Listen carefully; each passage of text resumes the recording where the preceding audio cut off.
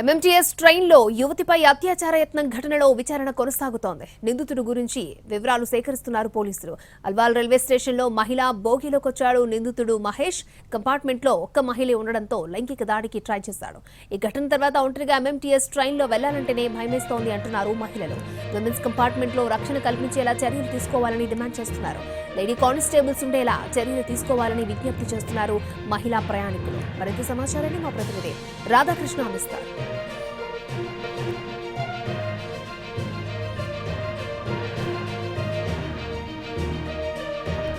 Alwal railway స్టేషన్లో ప్రస్తుతం ఉన్నాం. మనం ఎంఎంటీఎస్ భోగిని చూడొచ్చు. మొత్తం భోగి అంతా కూడా ఖాళీగా కనబడుతుంది. మనకు మిట్ట మధ్యాహ్నమే చాలా వరకు ఇదంతా కూడా మహిళలకు సంబంధించిన భోగి. ఇందులో చాలా వరకు ఎవరూ లేరు, కేవలం 2 లేదా 3 మాత్రమే ఉన్నారు. మిట్ట మధ్యాహ్నమే ఎంఎంటీఎస్ భోగిలో ఇలాంటి సిచ్యువేషన్ ఉంది అంటే ఇంకా రాత్రి వేళల్లో ఎలా ఉంటుందో మనం అర్థం చేసుకోవచ్చు.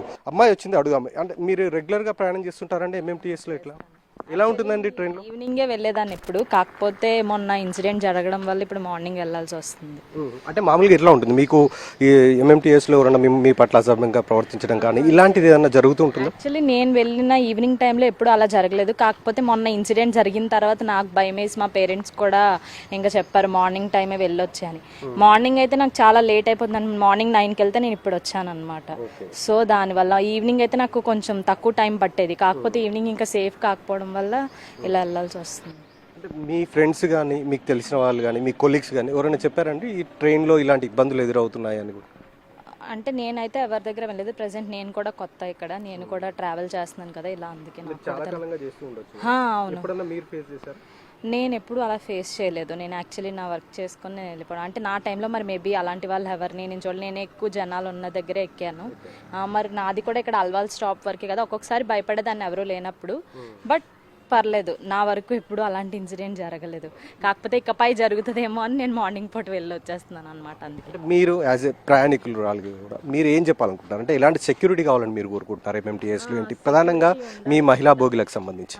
సెక్యూరిటీ ఖచ్చితంగా ఉండాలి. ఎందుకంటే ఏ టైంలో అయినా వెళ్ళి రావాలి. ఇప్పుడు అంటే మాకు షిఫ్ట్స్ ఒక్కొక్క టైంలో ఉంటుంది. ఒకే టైంలో ఎప్పుడు ఉండవు కదా. మార్నింగ్ 9 to 5 అని మనం చెప్పలేము.